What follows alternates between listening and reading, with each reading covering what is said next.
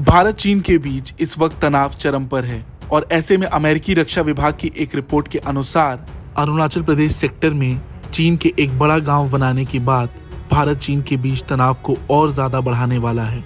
मगर इस बात में कितनी सच्चाई थी, इसका जवाब विदेश मंत्रालय के प्रवक्ता अरिंदम बागची ने अपने बयान में साफ कर दिया। बागची ने कहा कि भारत ने अमेरिका के रक्षा विभाग की रिपोर्ट को देखा, जिसमें भारत चीन फ्रंटलाइन इलाकों में चीन की निर्माण गतिविधियों का संदर्भ दिया गया है।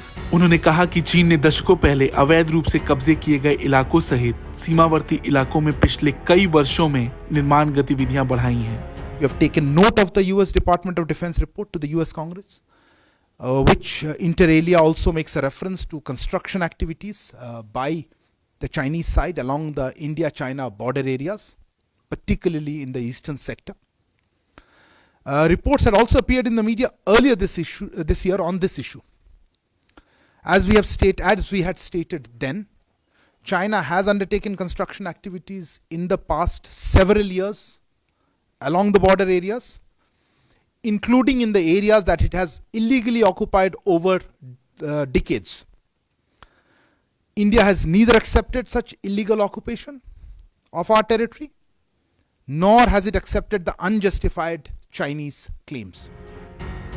बागची ने आगे कहा कि भारत अपनी सुरक्षा पर प्रभाव डालने वाली सभी घटनाक्रमों पर निरंतर नजर रखता है और उसके लिए सभी जरूरी कदम भी उठाता है। हालांकि उन्होंने ये भी कहा कि भारत ने भी चीन से लगे फ्रंटलाइन इलाकों में सड़कों और पुलों के निर्माण सहित बुनियादी ढांचे के विकास में भी तेजी लाई है। बागची ने बताया कि इस साल की शुरुआत में भी इस मुद्दे पर मीडिया में रिपोर्ट देखने को मिली थी और उसके जवाब में उन्होंने कहा कि चीन ने दशकों पहले अवैध रूप से कब्जे किए गए इलाकों सहित सीमावर्ती क्षेत्रों में पिछले कई वर्षों में निर्माण गतिविधियां की हैं। भारत ने अपनी जमीन पर इस तरह के अवैध कब्जे को ना तो कभी स्वीकार किया है और ना ही उसने चीन के अनुचित दावे को स्वीकार किया है। सरकार ने इस तरह की गतिविधियों के प्रति राजनयिक माध्यमों से पहले ही अपने कड़े विरोध से चीन को अवगत करा दिया था और भविष्य में भी सरकार की तरफ से ये ऐसे ही जारी रहेगा। और अरुणाचल प्रदेश सहित अपने नागरिकों की बेहतरी के लिए सरकार सीमावर्ती इलाकों में बुनियादी ढांचों का निर्माण करने के लक्ष्य के लिए प्रतिबद्ध भी रहेगी। Government has always conveyed its strong protest to such activities through diplomatic means and will continue to do so in the future. Further, as conveyed earlier, the government has also stepped up border infrastructure, including the construction of roads, bridges, etc., which have provided much needed connectivity to the local population along the border.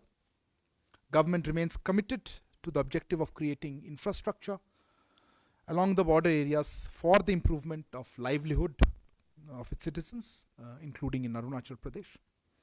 And of course, government keeps a constant watch on all developments having a bearing on India's security and takes all necessary measures to safeguard its sovereignty and territorial integrity. Bureau report, Bharat तक।